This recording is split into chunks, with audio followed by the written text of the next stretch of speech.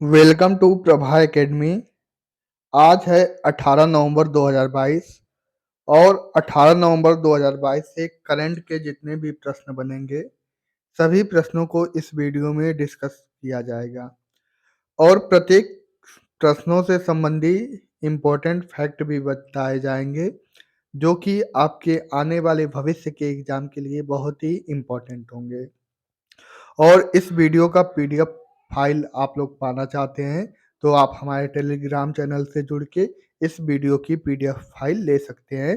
Telegram channel का link नीचे description box में दे दिया जाएगा। तो चलिए आज का प्रश्न हम लोग शुरू करते हैं। पहला प्रश्न आपके स्क्रीन पे है, प्रति वर्ष विश्व प्रेस दिवस कब मनाया जाता है? ऑप्शन ए है 13 नवंबर, ऑप्शन बी है 16 नवंबर, ऑप्शन सी है 14 नवंबर, ऑप्शन डी है 11 नवंबर। तो जो प्रति वर्ष विश्व प्रेस दिवस है वह 16 नवंबर को मनाया जाता है। आपका ऑप्शन बी करेक्ट हो जाएगा। चलिए आगे के प्रश्नों की तरफ चलते हैं। देखिए आगे के प्रश्नों की तरफ चलने से पहले कुछ महत्वपूर्ण जानकारियों के बारे में हम लोग जान लेते हैं। देखिए जो भारतीय प्रेस परिषद की स्थापना कब हुई थी? तो भारतीय प्रेस परिषद की स्थापना 1965 में 1965 के अधिनियम से 16 नवंबर 1966 को हुई थी। कब हुई थी भारतीय प्रेस की स्थापना? तो 1965 के अधिनियम से 16 नवंबर 1966 को हुई थी।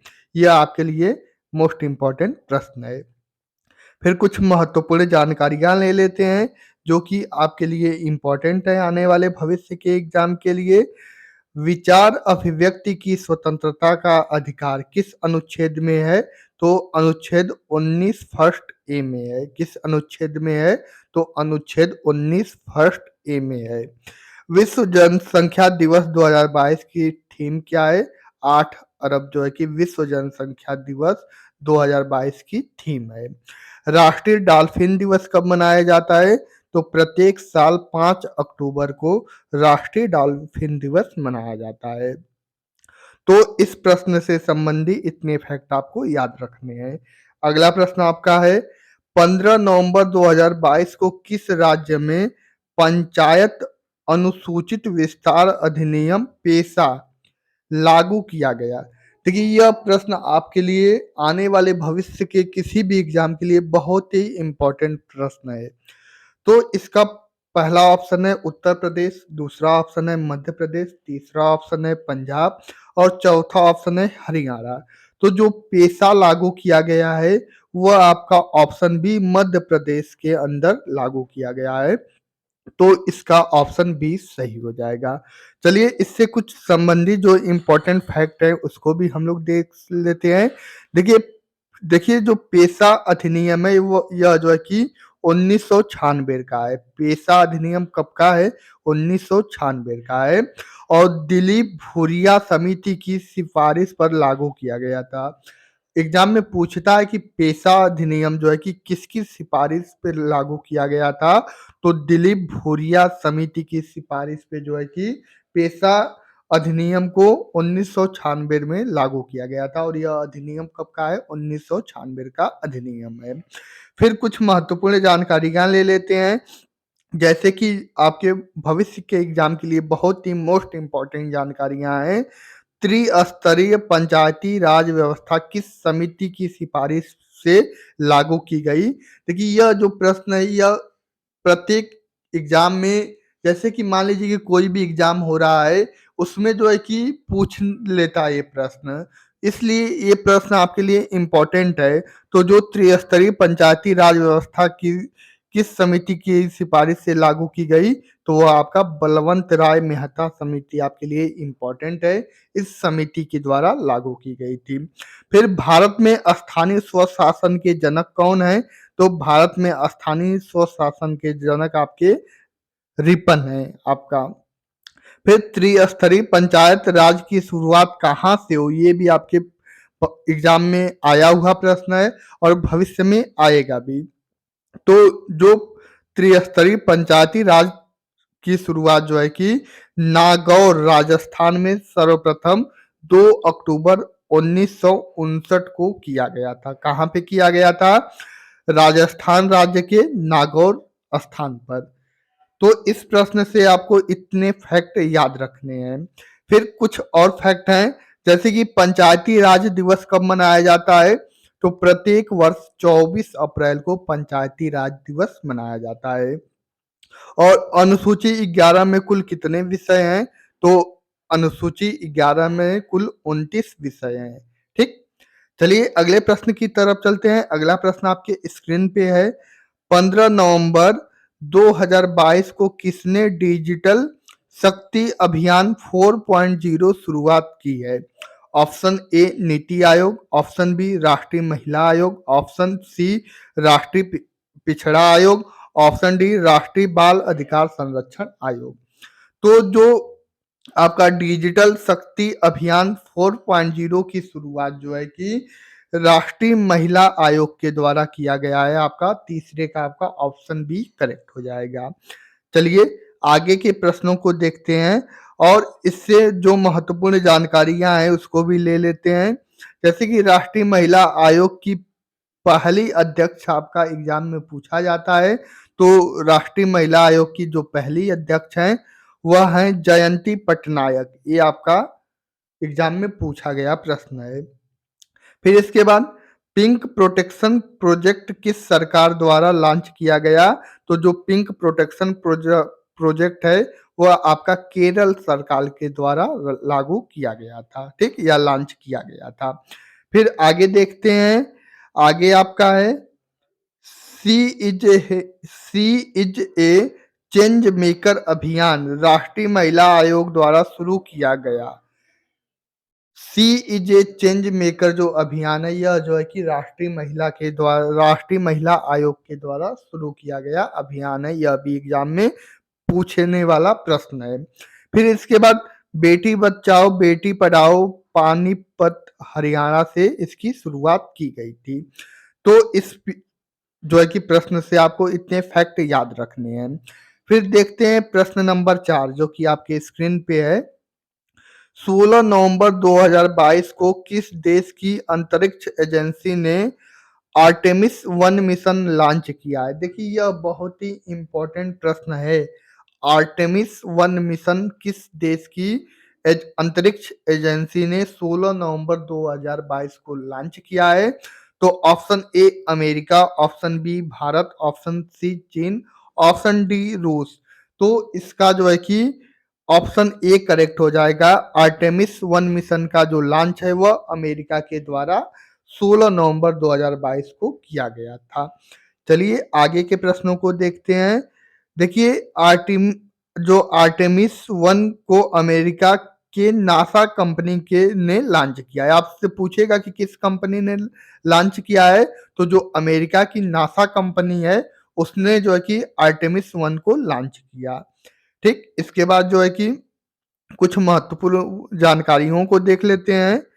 भारत के मुख्य आर्थिक सलाहकार इस समय वर्तमान में कौन है? तो अनंत नागेश्वर भारत में मुख्य आर्थिक सलाहकार वर्तमान में है। भारत के मुख्य वैज्ञानिक सलाहकार वर्तमान में कौन है? तो अजय कुमार सूद जो है कि भारत के मुख्य वैज्ञानिक सलाहकार हैं। इसके बाद भारत के नए विदेश सचिव कौन है? तो विनय मोहन क्वात्रा जो है कि भारत के नए विदेश सचिव हैं। ठीक, चलिए अब अगला प्रश्न देख लेते हैं जो कि प्रश्न 5 आपके स्क्रीन पे है। हाल ही में जारी क्लाइमेट चेंज परफॉर्मेंस इंडेक्स 2023 में भारत कौन से स्थान पर है? ऑप्शन ए है 6वें, ऑप्शन बी है 7वें, ऑप्शन सी है 8वें, ऑप्शन डी है 9वें। तो अभी जो है कि क्लाइमेट चेंज परफॉर्मेंस जो इंडेक्स 2023 में भारत का जो स्थान है वह 8वां स्थान है। आपका 5वें का ऑप्शन सी करेक्ट हो जाएगा। आइए इस प्रश्न से संबंधित जितने भी इंपॉर्टेंट फैक्ट है उसको भी जान लेते हैं। Climate change performance index German watch संस्था जारी करता है। कौन करता है? जर्मन वाच संस्था जो है कि क्लाइमेट चेंज परफॉर्मेंस इंडेक्स जो है कि जारी करता है।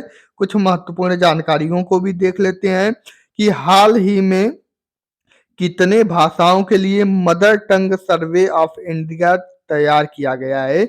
यह आपके लिए इम्पोर्टेंट है। तो कितनी भाषाएँ हैं? 576 भाषाएँ हैं। फिर अगला आपका है मानव विकास सूचकांक में शीर्ष स्थान पर कौन है?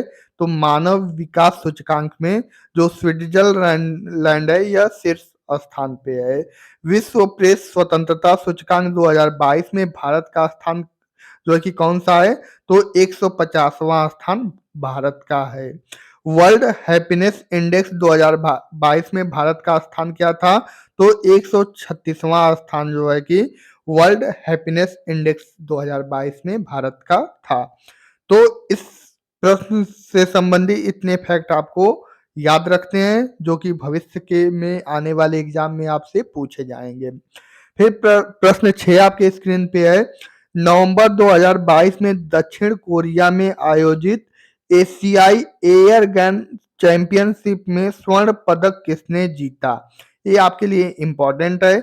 ऑप्शन ए है प्रफुल्ल कुमार, ऑप्शन बी है शिव नरवाल, ऑप्शन सी है किशोर कुमार, ऑप्शन डी है प्रकाश रेड्डी।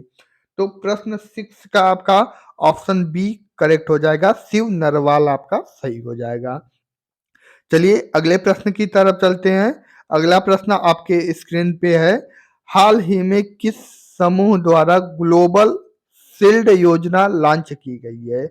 ऑप्शन ए है आसियान, ऑप्शन बी है नाटो, ऑप्शन सी है G20, ऑप्शन डी है G7। तो अभी हाल ही में ग्लोबल शील्ड जो योजना है G7 के जो द्वारा जो है कि लॉन्च की गई है। तो क्वेश्चन नंबर 7 का आपका ऑप्शन डी करेक्ट हो जाएगा। चलिए आगे के प्रश्नों की तरफ चलते हैं जो कि आपके स्क्रीन पे प्रश्न नंबर 8 है। नवंबर 2022 में केंद्र सरकार ने किसे नीति आयोग का पूर्णकालिक सदस्य नियुक्त किया है? ऑप्शन ए है अनंत नागेश्वरन, ऑप्शन बी है कृष्णमूर्ति सुब्रमण्यम, ऑप्शन सी है doctor Arvind Virmani, option D है जे अंजारिया। तो इसका जो ऑप्शन सी करेक्ट हो जाएगा, डॉक्टर अरविंद विरमानी आपका सही हो जाएगा। चलिए अगले प्रश्न की तरफ चलते हैं। क्वेश्चन नंबर 9 जो कि आपके स्क्रीन पे क्वेश्चन नंबर 9 है। हाल ही में कौन सा देश विश्व में दूसरा सबसे अधिक इस्पात का उत्पादन करने वाला देश बन गया है? देखिए यह आपके लिए इम्पोर्टेंट प्रश्न है कि हाल ही में कौन सा देश जो है कि दुनिया में सबसे अधिक इस्पात, दुनिया में दूसरा सबसे अधिक इस्पात का उत्पादन करने वाला देश बन गया है? तो यह अपना देश भारत है। आपका ऑप्शन बी करेक्ट हो जाएगा क्वेश्चन नंबर 9 का। आइए देखते हैं इससे संबंधित कुछ फैक्ट को भी देख लेते हैं जो कि हम कल के जो है कि वीडियो में भी बताए थे। जैसे कि बोकारो स्टील प्लांट कहाँ पे है? तो झारखंड में जो है कि बोकारो स्टील प्लांट है। टिस्को जो कि कल टिस्को के बारे में चर्चा की गई थी, ये कहाँ पे है? जमशेदपुर में टिस्को जो है कि यह है। ठीक, और आप लोग बताएंगे कि टिस्को की स्थापना कब हुई थी? कल के वीडियो में आपको बताया गया था। तो कमेंट बॉक्स में आप लोग कमेंट करके बताएंगे। फिर अगला प्रश्न है प्रश्न नंबर 10 जो कि इस वीडियो का आखिरी प्रश्न है। इसको आप लोग बताएंगे। उत्तराखंड उच्च न्यायालय नैनीताल से कहाँ स्थानांतरित किया जाएगा? यह आपके लिए बहुत ही इम्पोर्टेंट प्रश्न है क्योंकि जो उच्च न्यायालय से संबंधी या किसी भी न्यायालय से संबंधित जितने भी प्रश्न होते हैं वह एग्जाम के दृष्टिगत बहुत ही अधिक इम्पोर्टेंट होते हैं, इसलिए आप लोग इसको याद रखिएगा। ऑप्शन ए है देहरादून, ऑप्शन बी है शिमला, ऑप्शन सी है नैनीताल, ऑप्शन डी है हल्द्वानी। तो जो उत्तराखंड उच्च न्यायालय नैनीताल से हल्द्वानी में जो है कि स्थानांतरित किया जाएगा, इसका आपका ऑप्शन डी करेक्ट हो जाएगा। चलिए आखिरी जो लास्ट वाला वीडियो था उसका हम लोग जो है कि उस क्वेश्चन का उत्तर देख लेते हैं। कौन सा देश 2024 में अंडर 19 वर्ल्ड कप की मेजबानी करेगा? तो यह जो है कि बताया गया था आपको, और इसका ऑप्शन कौन सा सही है? तो इसका आपका ऑप्शन बी सही है, श्रीलंका। देखिए आपको जितना भी अधिक जो है कि प्रश्न के बारे में पता हो आप लोग उतना अधिक लिखिए क्योंकि आप लोग यदि लिख देंगे तो उसको भूलेंगे नहीं। तो आप लोग कमेंट बॉक्स में हर एक चीज़ें जो है कि लाइन बाय लाइन आप लोग लिखें, ठीक? चलिए इस वीडियो का जो है कि क्वेश्चन देख लेते हैं कि इस वीडियो में आपको जो एक प्रश्न दिया गया है, जो कि क्वेश्चन फॉर यू है, ये आपको कमेंट बॉक्स में कमेंट करके बताना है। किसने सत्यजीत रे लाइफ टाइम पुरस्कार दिया जाएगा? सॉरी, किसे सत्यजीत रे लाइफ टाइम पुरस्कार दिया जाएगा? ऑप्शन ए है कार्लोस सौरा, ऑप्शन बी है बलवीर सिंह, ऑप्शन सी है राजीव चौहान, ऑप्शन डी है हैदर हुसैन।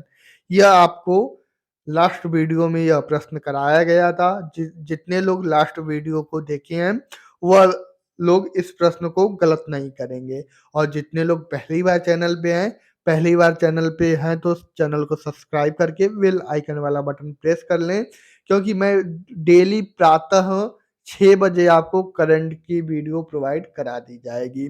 इसलिए आप लोग हमारे चैनल से जुड़ जाएँ और चैनल को सब्सक्राइब कर लें। और प्रत्येक दिन जो है कि रात 8 बजे मैथ की स्पेशल क्लास भी चलाई जाती है, जो कि ऑल वन डे एग्ज़ाम के लिए बहुत ही इम्पोर्टेंट क्लास है, और शुरू से एकदम बेसिक से आपको मैथ पढ़ाया जाता है। तो चलिए आज का वीडियो यहीं पे समाप्त करते हैं। ओके, धन्यवाद, थैंक्स फॉर वॉचिंग।